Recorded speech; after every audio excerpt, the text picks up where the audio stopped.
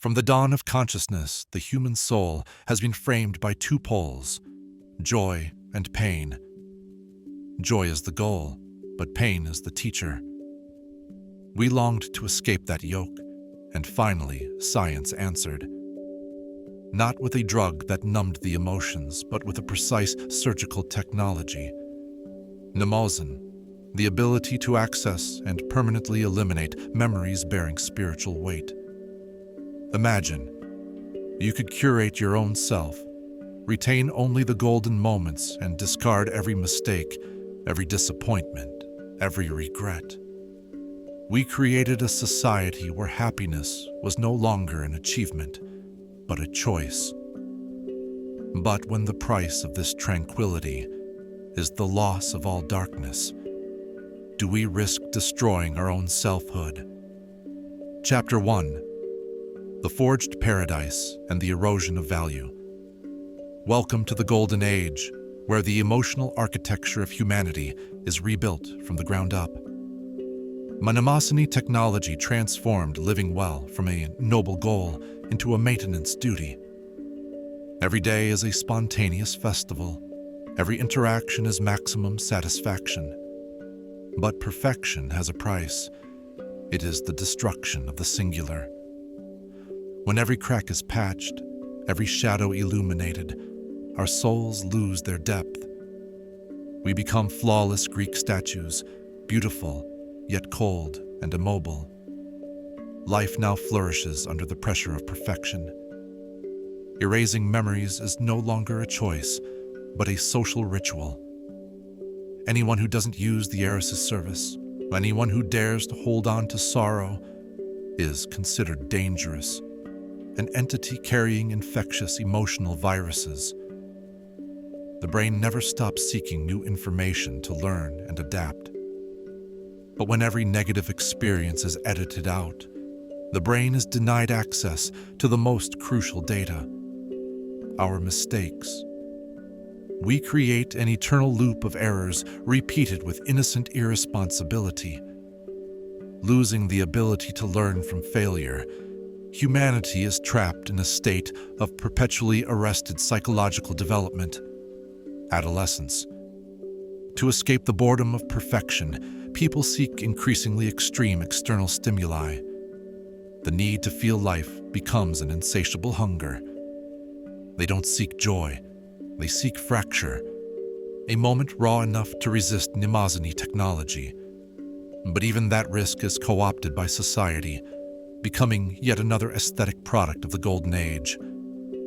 When Mnemosyne technology became a physical reality, we created not a paradise, but a global biological experiment. We intervened in the emotional quotient, which is the raw fuel sustaining the fire of consciousness. The value of a moment is measured by its potential for loss. We cherish the sun because we know the days of rain. We cherish love because we know separation. But when the pain of loss is guaranteed to be erased, the eternal feeling of the present moment also vanishes. Joy has been alienated into contentment. It becomes a default state, a white backdrop against which no event creates a strong contrast. Joy becomes shallow, saturated, and ultimately flavorless. We erased the darkness, but the darkness is where meaning resides. Humanity's greatest questions, who am I, what is the purpose, are born from disquiet and loss. When disquiet is erased, the necessity to seek answers vanishes. Humanity becomes satisfied with the surface. We reject depth because it implies pain. Intellectual choice has been replaced by emotional compliance. People only perform actions programmed to create beautiful memories, making every behavior selfish and shallow, carried out not for others, but for the positive effect it brings to the self. We are no longer beings seeking truth. We are merely beings optimizing for comfort. And it is in this optimization that we have turned ourselves into forged versions of humanity, living in a paradise, yet always feeling a cold, nameless hunger. What is that hunger? It is the pain that was erased, demanding its rightful place in our consciousness. Chapter 2. The Ghost of Self and the Absolute Emptiness. When we believed that pain was a system error that could be deleted like obsolete files, we forgot a fundamental truth. The self is built from resistance. Our ego is the mirror reflecting the scars we have overcome. The ship of Theseus paradox is no longer a philosophical question. It has become a clinical reality. If you replace every rotten plank on the ship with gorgeous new timber, is it still the original ship? And if you erase every painful memory, replacing them with selected golden moments, are you still you? We are no longer creatures accumulating experience. We are creatures editing experience. We are merely a sequence of curated moments, linked by a fragile thread of convenience rather than the continuity of the self. Each erase is a betrayal of the past self. We become estranged from our own reflection. We are a ghost living in a perfectly designed house of memories, but lacking the warmth of authenticity. Empathy is not the ability to imagine pain. Empathy is the ability to recognize the pain of others, because we have once tasted that same bitterness. Pain is the only universal language of humanity. When we erase the vocabulary of suffering from our minds, we become emotionally blind. We cannot grasp the depth of another's despair, anger, or loss because we lack the reference data. The new immortal society is filled with hollow comfort. Just go erase it. Just forget about it. Every attempt at deep connection is disarmed, dismissed by a mere technical solution. Existential loneliness explodes. We are surrounded by perfect people, but unable to find a single soul with the same depth of wound to connect with. Everyone lives in their own bubble of golden memory, impenetrable. And then there are the unpurged. They are the ones who witnessed the devastation of Mnemosyne and chose to retain the full weight of their memories. They are considered heretics, carriers of emotional pathogens. They are the last history books, the only ones who know the true price of existence. When they try to share their pain, the purged look at them with empty bewilderment, as if looking at someone speaking a language that has become extinct. The purpose of life is not happiness, but wholeness.